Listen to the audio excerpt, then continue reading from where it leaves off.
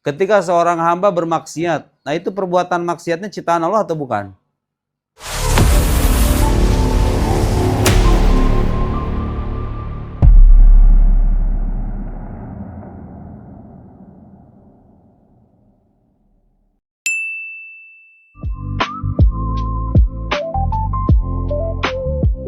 Bismillahirrahmanirrahim. Assalamualaikum warahmatullahi wabarakatuh.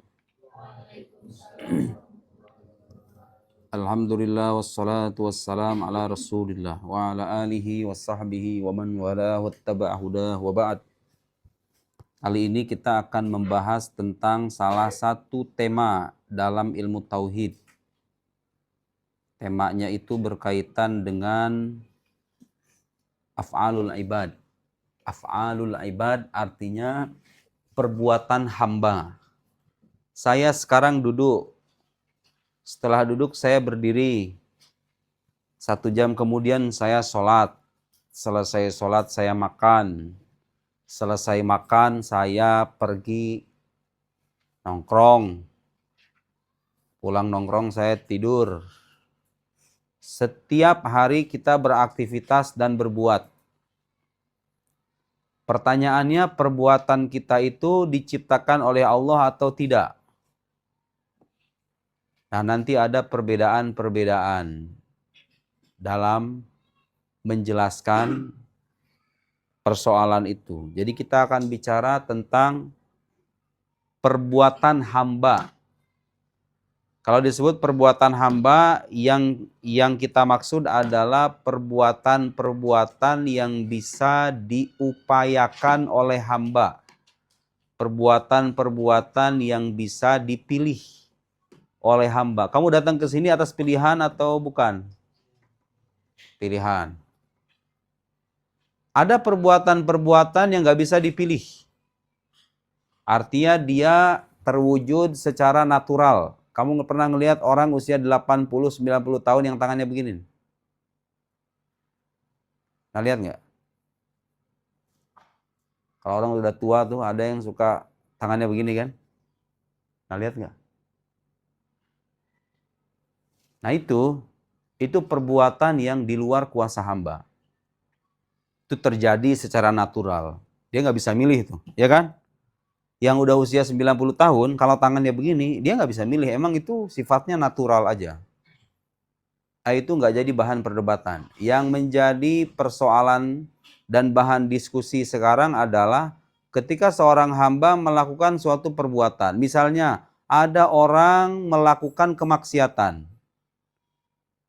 Orang melakukan kemaksiatan. Yang satu lagi melakukan ketaatan. Yang satu mabok di diskotik. Yang satu lagi duduk di pengajian. Itu perbuatan tuh. Yang satu perbuatan taat. Yang satu perbuatan maksiat. Nah, kalau hamba berbuat itu diciptakan oleh Allah atau enggak? Paham enggak pertanyaannya? Ketika seorang hamba bermaksiat. Nah, itu perbuatan maksiatnya ciptaan Allah atau bukan? Ketika seorang hamba berbuat taat, itu perbuatan taat ciptaan Allah atau bukan? Paham nggak pertanyaannya? Nah, di sini terlahir banyak jawaban. Terlahir banyak jawaban. Kita akan membahas itu. Konsentrasi ya. Pertama ada mazhab, namanya ini sebatas wawasan aja. Karena kamu kan udah selesai Ummul Barahin ini, udah tahu sifat wajib, sifat mustahil bagi Allah, sifat wajib bagi Nabi, mustahil bagi Nabi, udah selesai. Sekarang kita masuk ke dalam contoh-contoh perdebatan yang ada dalam ilmu tauhid. Di antara perdebatan itu adalah perdebatan seputar perbuatan hamba. Perhatiin, saya ngejelasin, abis ini kamu nanti ngejelasin. Perbuatan hamba. Perbuatan hamba. Bahasa Arabnya af'alul ibad. Perbuatan hamba. Ketika hamba berbuat, di mana peranan kuasa Allah Subhanahu wa Ta'ala? Perbuatan hamba itu ada 2 macam. Ada yang tidak bisa diupayakan, ada yang bisa diupayakan. Dalam bahasa Arabnya yang tidak bisa diupayakan itu namanya af'al idtiroriyah. Kalau yang bisa diupayakan namanya af'al ikhtiyariyah. Dua macam perbuatan manusia. Ada yang bisa dipilih, diupayakan itu maksudnya dipilih. Ada yang bisa dipilih, ada yang tidak bisa dipilih. Sebagian besar perbuatan kita itu masuk kategori yang mana? Bisa diupayakan, artinya bisa dipilih. Kamu sholat, ya kamu bisa milih juga untuk nggak sholat. Kamu mau maksiat, bisa milih juga untuk menghindari maksiat, ya kan? Nah, perbuatan yang bisa dipilih atau yang berada dalam jangkauan pilihan hamba itu namanya af'al ikhtiyariyah. Apa namanya? Af'al ikhtiyariyah. Ada perbuatan yang gak bisa dipilih, namanya apa? Af'al idtiroriyah. Af'al idtiroriyah, yang gak bisa dipilih. Terjadi gitu aja gitu loh. Nah, menyangkut ini, af'al idtiroriyah, tidak ada beban agama. Tidak ada dosa. Tidak ada dosa. Gak ada dosa dan pahala menyangkut ini nih gak ada. Jadi kalau ada orang tua yang tangannya bergerak begini itu gak bisa dihukumi. Baik atau buruk, dosa atau berbuah pahala gak ada. Karena di luar pilihan manusia. Jadi bagi kategori yang pertama, perbuatan yang gak bisa diupayakan itu tidak ada istilah dosa dan pahala. Tidak ada baik dan buruk. Gak bisa dihukumi baik atau buruk, dosa, pahala, gak bisa. Karena di luar pilihan manusia. Nah, tapi kalau sudah bicara yang kedua, yang bisa dipilih, ini berlaku di sini. Ada taat, ada maksiat, ada baik, ada buruk, ada dosa, ada pahala. Artinya ada konsekuensi hukum. Ada konsekuensi hukum. Si Dimas ini kalau pergi ke kamar, dia ngambil duit temennya, dia bisa milih nggak untuk tidak mengambil? Bisa. Dimas memutuskan memilih untuk ngambil. Jadi apa itu akhirnya? Bagus. Baik atau buruk?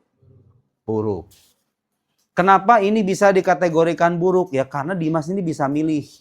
Dan perbuatan ini melanggar aturan agama. Tuh, berlaku. Bagi yang kedua ini berlaku konsekuensi hukum. Setelah dia maling, misalnya ya contoh ini mah. Setelah dia ngambil, dia bertobat sama Allah. Pergi ke musola, gelar sejadah, pegang tasbih. Tuh. Tadinya dia berbuat maksiat, sekarang berbuat taat. Karena ini perbuatan bisa dipilih, maka ada konsekuensi hukumnya. Kalau ketika dia berbuat dosa, dia dapat hukuman, dapat apa namanya? Kalau dosa itu apa? Dapat ganjaran, dapat apa? Apa aja? Iya, balasan berupa siksaan, ancaman. Ketika dia berbuat taat, dia dapat pahala. Jadi ada konsekuensi. Kenapa lahir konsekuensi? Karena berada dalam pilihan manusia. Nah sekarang jadi pertanyaan, kalau hamba berbuat yang ini nih, kita nggak bicara yang ini lagi. Kalau perbuatan itu bisa kita pilih, itu yang nyiptain siapa? Allah atau kita? Paham maksudnya? Dimas nih ngambil uang, seret tuh, dia menggerakkan tangannya, uang diambil. Itu yang menciptakan siapa? Yang menciptakan orang itu atau kuasa Allah Subhanahu wa taala. Paham nggak maksudnya? Itu pertanyaan. Jawaban pertama ada mazhab namanya mazhab Jabriyah. Jabriyah. Orang Indonesia sering nyebutnya mazhab Jabariyah. Jabariyah. Yang benar Jabriyah. Mazhab Jabriyah atau Jabariyah itu punya pandangan bahwa semua perbuatan makhluk itu diciptakan oleh Allah Subhanahu wa Ta'ala tanpa ada peranan dirinya atau kuasanya. Jadi semuanya Allah nyiptain, gak ada peranan dari diri kita. Mau orang itu berbuat baik, berbuat jahat, pokoknya semua yang menciptakan Allah. Dan gak ada peranan kuasa manusia. Benar atau salah nih kira-kira menurut kamu yang pertama? Jadi orang mau maksiat, orang berbuat taat, semuanya diciptakan sama Allah. Dan gak ada peranan manusia sama sekali. Gak ada peranan manusia sama sekali. Semuanya diciptakan sama Allah.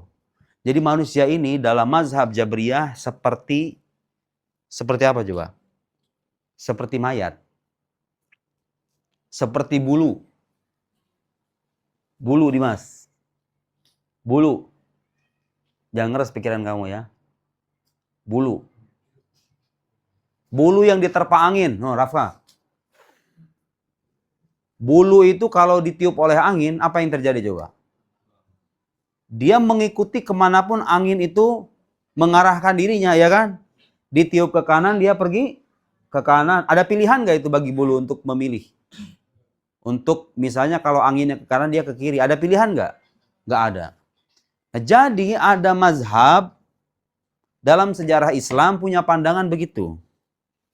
Kalau manusia berbuat, itu persis kayak bulu yang ditiup angin. Di perbuatan manusia semuanya itu disetting oleh kuasa Allah dan gak ada peranannya sama sekali. Itu namanya mazhab apa? Jabriyah. Mazhab Jabriyah. Kira-kira benar atau salah ini? Hah? Salahnya di mana? Salahnya di mana? Bahwa perbuatan manusia diciptakan oleh Allah itu benar. Tapi salahnya di mana? Salahnya adalah menafikan peranan manusia. Menafikan peranan manusia seolah-olah manusia itu hanya menjadi bulu atau mayat aja. Dan kalau ini dianut, maka nggak ada lagi yang namanya beban agama, aturan halal haram.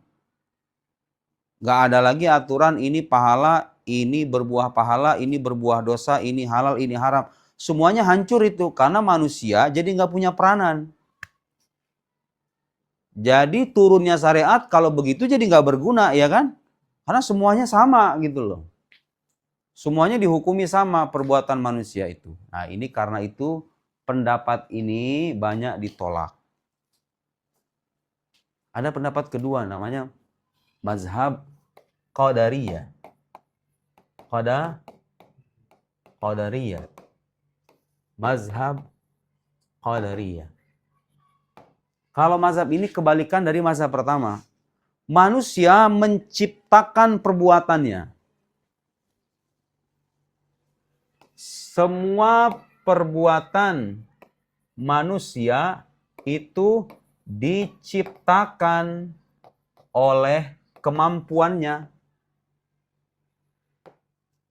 Ini perbuatan ini dimaksud perbuatan yang bisa dipilih ya.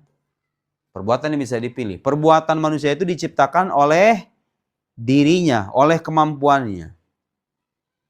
Mazhab Qadariyah. Kalau yang pertama, semua perbuatan makhluk itu diciptakan oleh Allah tanpa ada peranan dari mereka. Kalau mazhab Qadariyah, semua perbuatan makhluk atau manusia diciptakan oleh dirinya sendiri. Melalui kemampuan yang Allah berikan.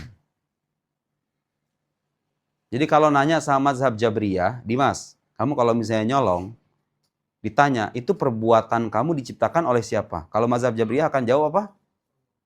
Diciptakan oleh. Kalau mazhab Qadariyah akan bilang apa? Diciptakan oleh dirinya sendiri. Melalui kemampuan yang Allah berikan kepada dirinya. Ya, melalui kemampuan yang Allah berikan kepada dirinya. Si Dimas itu dikasih tangan, dikasih kaki, dikasih kemampuan, dikasih kehendak. Itu dari mana tuh semuanya? Tangan, kaki, kemampuan, kehendak dari mana itu? Dari Allah Subhanahu wa Ta'ala. Tapi ketika dia berbuat, ketika si Dimas berbuat, itu murni ciptaan dirinya. Allah cuma menitipkan kemampuan, nanti ketika dia berbuat, itu murni ciptaan dirinya. Menurut mazhab Qadariyah. Menurut mazhab Qadariyah. Di mana menurut kamu salahnya? Di mana salahnya? Berhat, di mana salahnya? Salahnya adalah mereka menisbatkan penciptaan kepada manusia. Kalau yang pertama salahnya di mana? Menafikan peranan manusia. Yang kedua salahnya di mana? Terlalu berlebihan dalam menekankan peranan manusia. Paham gak bedanya? Yang satu bilang semuanya ciptaan Allah dan tidak ada peranan makhluk. Paham? Yang kedua bilang semua ciptaan makhluk. Allah hanya menitipkan kemampuan aja. Tapi semuanya makhluk yang menciptakan. Keduanya sama-sama salah. Terus yang benar gimana? Yang benar gimana? Mazhab yang ketiga, mazhab Ahlus Sunnah wal Jamaah. Mazhab Ahlus Sunnah bunyinya gimana? Bunyinya gimana? Semua perbuatan makhluk itu diciptakan oleh Allah Subhanahu wa Ta'ala, tetapi ada peranan kuasa dan kehendak manusia dalam mewujudkannya. Semuanya itu ciptaan Allah, tapi tetap ada peranan manusia. Ada peranan manusia yang mengupayakan, yang menghendaki, yang menggerakkan kemampuan.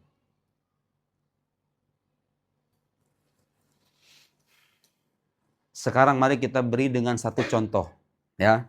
Satu contoh.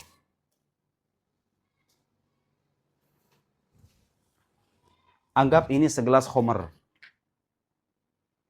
Misalnya nih, minum khamar hukumnya haram.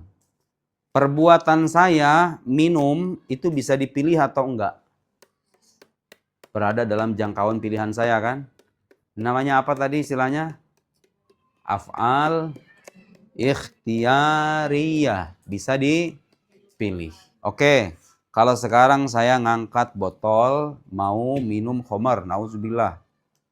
Nah, ini perbuatan ini diciptakan oleh siapa? Mazhab pertama akan bilang, mazhab Jabriyah akan bilang apa? Semuanya diciptakan oleh Allah, tidak ada peranan manusia. Pendapat ini keliru, kenapa? Karena bisa menghancurkan aturan agama. Kalau manusia nggak punya peranan, ya buat apa ada dosa, ada pahala, ya nggak? Kalau manusia nggak ada peranan, tidak ada lagi dosa, tidak ada lagi pahala, tidak berguna lagi aturan agama. Kalau manusia dikatakan tidak punya peranan sama sekali. Mazhab kedua akan bilang apa? Mazhab Qadariyah akan bilang apa? Perbuatan ini diciptakan oleh dirinya diciptakan oleh dirinya. Tapi melalui kemampuan yang Allah berikan pada dirinya. Paham nggak? Allah itu memberi tangan saya bisa bergerak, memberi kehendak dalam diri saya, memberi kemampuan untuk mengangkat. Nah, itu pemberian dari Allah. Tapi pas saya minum, kata mazhab Qadariyah, itu murni ciptaan diri saya. Paham nggak? Salahnya di mana?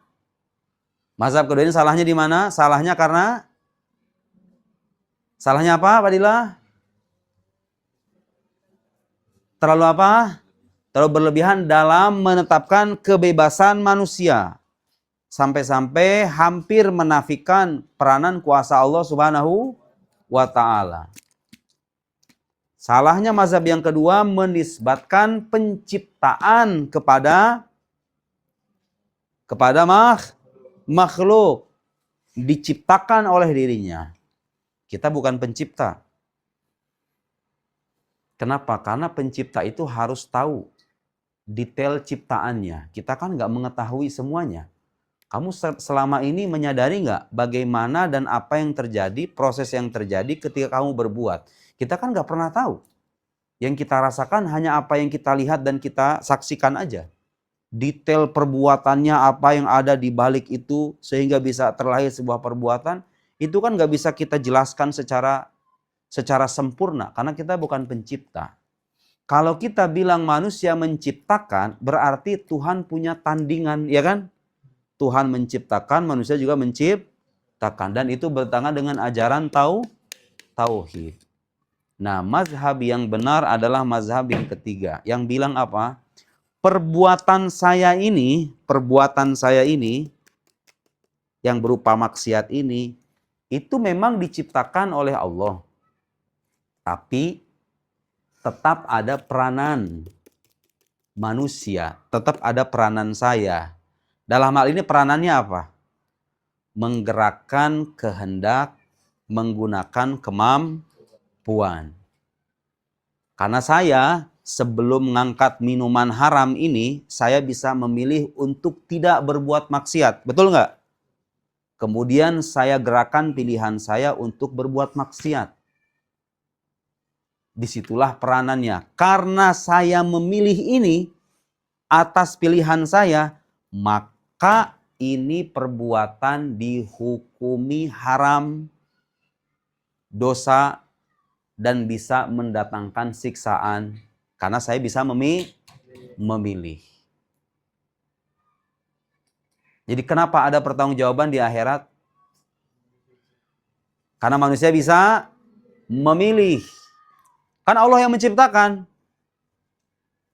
Ya benar Allah yang menciptakan, tapi manusia bisa mengupayakan, bisa memberikan pilihan. Terjadinya perbuatan ini karena ciptaan Allah, tapi dalam terwujudnya perbuatan ini ada peranan manusia, kuasa dan kehendak manusia. Nah, nanti muncul istilah kasbun atau kasab. Kasab ini maksudnya adalah keberiringan antara kemampuan manusia dengan perbuatannya. Nih lihat. Lihat. Contoh ini dah, handphone. Handphone ini bisa saya gunakan untuk berbuat kebaikan, bisa juga berbuat keburukan. Betul nggak? Bisa milih atau enggak?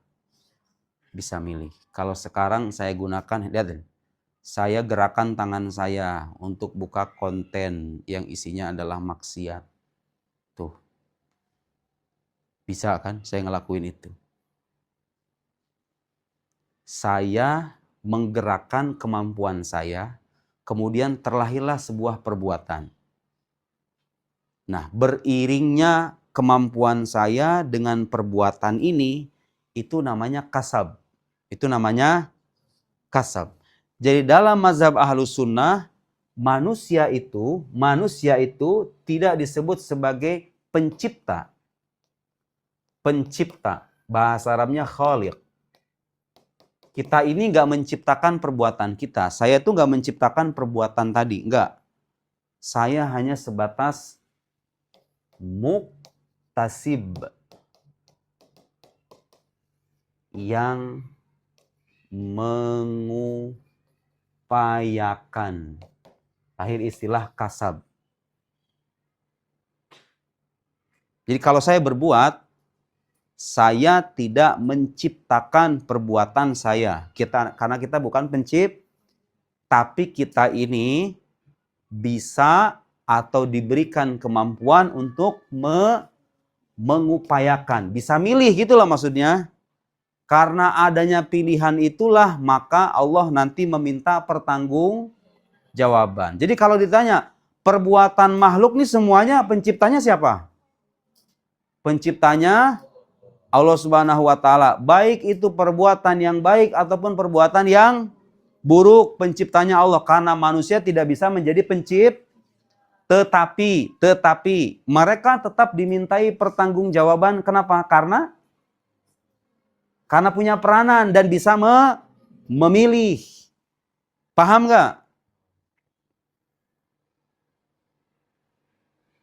Ketika manusia menggerakkan kemampuannya, saya nih, bisa menggerakkan kemampuan saya, lahirlah perbuatan.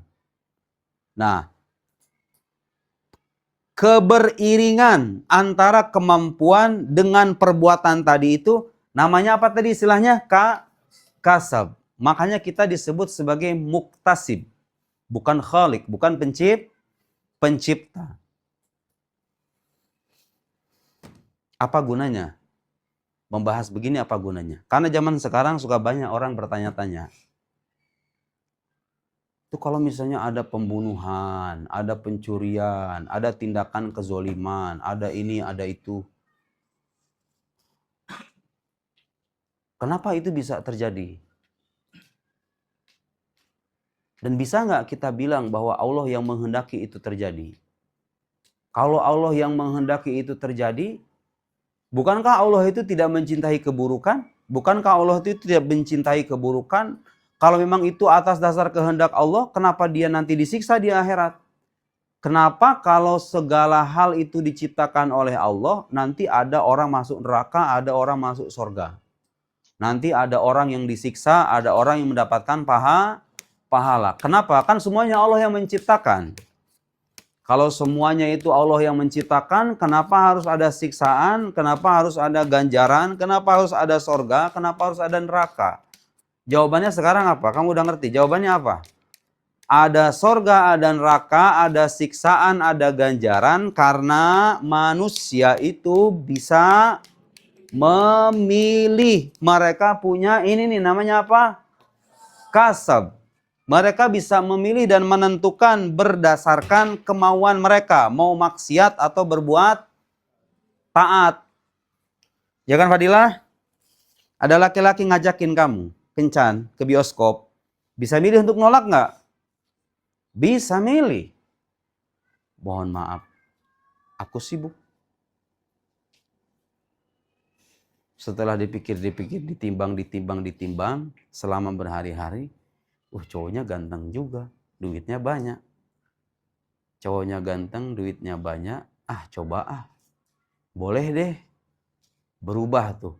Manusia itu bisa memilih. Bisa memilih dengan pertimbangan. Karena mereka punya akal, punya kehendak, punya kemampuan.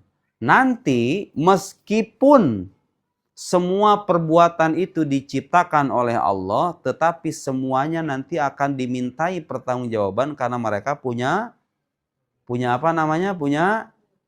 Punya pilihan, punya kemampuan memilih. Jadi kesimpulannya, kalau kita berbuat, pencipta perbuatan kita itu siapa? Allah Subhanahu wa taala. Tapi kita punya peranan atau enggak? Punya peranan sebagai muktasib yang mengupayakan, yang menggerakkan pilihan, yang menggerakkan kemampuan. Saya bisa menentukan nih, habis ini mau maksiat atau berbuat taat.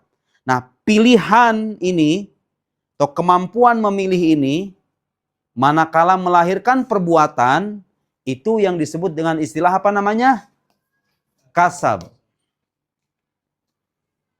Jadi manusia tidak sebagai khaliq, tidak sebagai pencipta, tapi sebagai muktasib yang mengupayakan.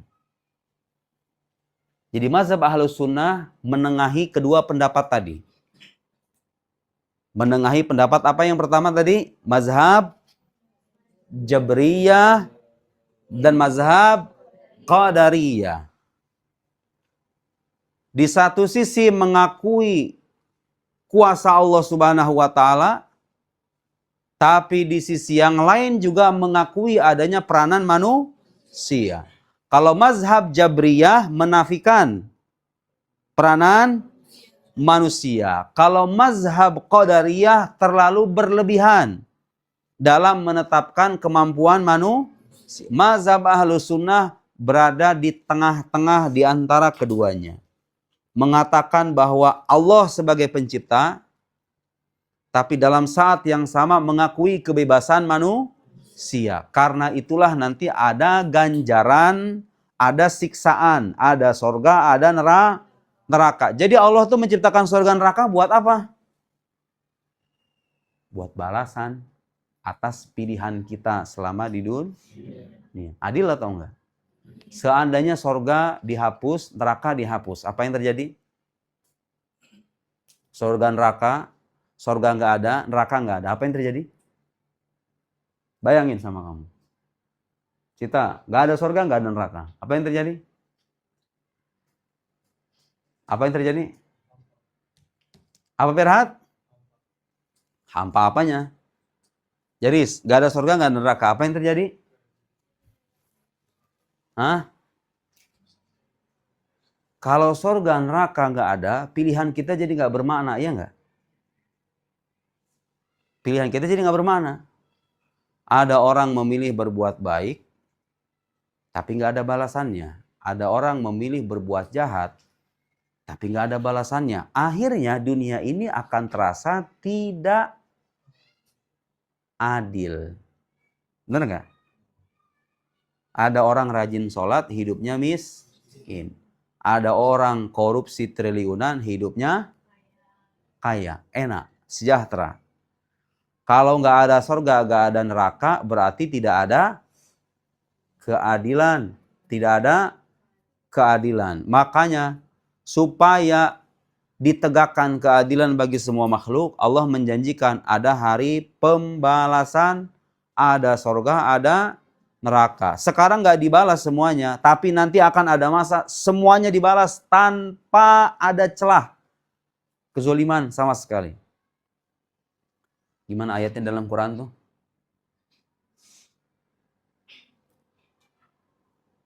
Wa nadha'ul mawazin al-qista liyaumil qiyamah fala tudlamu nafsun. Kemudian Allah, wa in kana mithqala habbatin min khardal ataina biha wa kafa bina hasibin. Fala tudlamu nafsun. Tidak ada satu jiwa pun yang akan dizolimi sama Allah. Wattaqu yawman turja'una fihi ilallah thumma tuwaffa kullu nafsim bima kasabat. Itu ada kata kasabat. Bima kasabat. Wattaqu yawman turja'una fihi ilallah thumma tuwaffa kullu nafsim bima kasabat. Takutlah dengan satu hari kalian dikembalikan kepada Allah dan setiap jiwa akan dibalas atas apa yang diupayakannya. Bukan apa yang diciptakan, ya kan?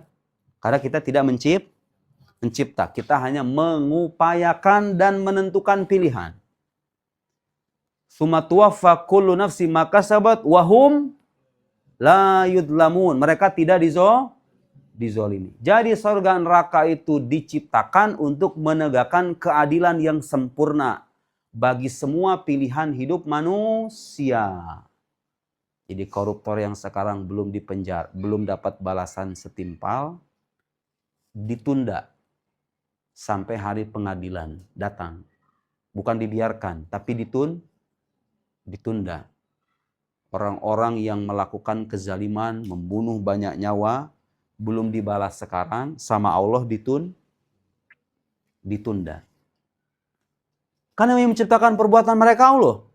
Dimas, ada orang membunuh, kan yang menciptakan perbuatan mereka Allah juga. Kenapa dimintai pertanggungjawaban, kenapa masuk neraka? Jawabannya apa, Dimas?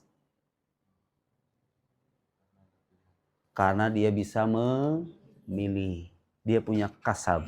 Dia punya kemampuan. Dia bisa menggerakkan kemampuan dan pilihannya. Paham nggak? Paham nggak? Dengan mengatakan Allah yang menciptakan semua makhluk, maka itu selaras dengan ajaran tauhid. Ajaran tauhid menetapkan bahwa hanyalah Allah yang layak dikatakan sebagai Khaliq, sebagai yang maha mencipta. Dengan mengatakan ada peranan manusia, ada peranan, kehendak dan kemampuan manusia, maka perbuatan manusia memiliki konsekuensi hukum. Bisa mendapatkan balasan yang baik, bisa mendapatkan balasan yang buruk, karena mereka bisa memilih. Oke, sekarang anggap saya nggak punya pilihan. Saya tidak punya pilihan dalam berbuat. Kalau nggak ada pilihan, ada pertanggungjawaban atau enggak? Saya nggak bisa milih mau mati kelaparan, hidup di tengah hutan. Hidup di tengah hutan, mau mati kelaparan, kalau saya nggak makan apapun, saya bisa mati. Ada seekor ular lewat, tidak ada pilihan lain kecuali makanan itu. Ditanya nggak sama Allah saya nanti kalau saya makan daging ular? Kenapa? Karena tidak ada pilihan. Jadi Allah adil. Allah hanya akan memintai pertanggungjawaban menyangkut perbuatan yang bisa dipilih. Kalau ada keterpaksaan, gak ada pertanggungjawaban. Kalau lupa, kalau orang ngelakuin sesuatu dan dia lupa, dosa atau enggak? Dosa atau enggak? Orang lupa toh. Kenapa kamu bingung pada ngejawab? Orang lupa. Ya enggak lah, nama juga lupa. Di luar kehendak dia, ya kan? Atau enggak sengaja? Enggak sengaja. Berhat, ngelakuin sesuatu tapi enggak sengaja. Dosa atau enggak? Kan enggak sengaja. Orang yang dipaksa, orang yang lupa dan gak disengaja. Rufi'a anhumut taklif. Mereka gak punya perbuatannya gak dihukumi dosa. Tetapi kalau perbuatan itu gak disengaja kemudian merugikan orang lain, dia emang gak dosa, tapi harus menanggung rugi kalau itu mengakibatkan kerugian. Contoh, kamu Berhat lagi main bola, nendang bola. Niatnya masukin gol, masukin bola ke gawang, tiba-tiba kena wajah orang. Sampai cedera misalnya. Niatnya menjebol gawang. Tiba-tiba mengenai wajah orang. Sampai dia terluka. Dosa atau enggak itu? Dosa atau enggak? Dihukumi dosa enggak, tapi harus ada pertanggungjawaban. Ngerti enggak? Kenapa enggak dosa? Ya karena enggak ada pilihan. Di luar pilihan, di luar kehendak dia gitu, paham enggak? Kecuali kalau kamu secara sengaja udah ngintai dia nih. Ya pokoknya bagian tengahnya tuh. Bagian tengahnya mau ditendang. Dan secara sengaja gitu loh. Sampai bengkok misalnya Berhat. Masa depan orang hancur di tangan bola kamu. Sampai bengkok.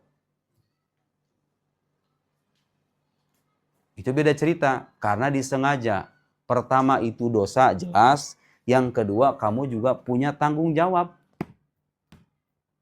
Makanya hukuman bagi orang yang membunuh secara sengaja dengan gak disengaja itu beda. Diatnya itu beda. Ada qatlul amad, ada qatl syibhul amad, ada qatl ghairu tidak disengaja. Ada pembunuhan yang dia itu bisa disebut pembunuhan yang disengaja, hukumannya beda. Dengan contoh pembunuhan gak disengaja gimana toh? Tabrakan tuh. Orang tabrakan. Kalau misalnya orang tabrakan betul-betul karena gak disengaja, tiba-tiba orangnya meninggal. Nah ini perbuatan ini nih, kalau benar-benar dia lalai, benar-benar gak disengaja. Bukan karena dia itu lalai, karena main handphone, atau karena teleponan di jalan tol gitu loh. Dia benar-benar memang tidak sengaja, tidak berniat. Itu perbuatan gak dihukumi dosa, tapi dia punya tanggung jawab membayar tebusan kalau dia meninggal, tebusan untuk keluarganya. Paham gak maksudnya? Lain cerita kalau kamu secara sengaja nih dendam sama orang dari belakang serobot jeblak sampai mati. Itu beda. Membunuh dengan sengaja dengan membunuh tidak disengaja. Jadi perbuatan yang dilakukan dalam keadaan terpaksa, dalam keadaan lupa dan tidak disengaja, terangkat beban agama, terangkat taklif dari perbuatan itu. Gak bisa dihukumi dosa. Itu bentuk keadilan Allah Subhanahu wa Ta'ala. Dia hanya meminta pertanggungjawaban atas perbuatan yang dilakukan atas dasar pilihan. Paham? Wallahu a'lam bissawab. Subhanakallahumma wa bihamdik asyhadu an la ilaha illa anta nastaghfiruka wa natubu ilaik.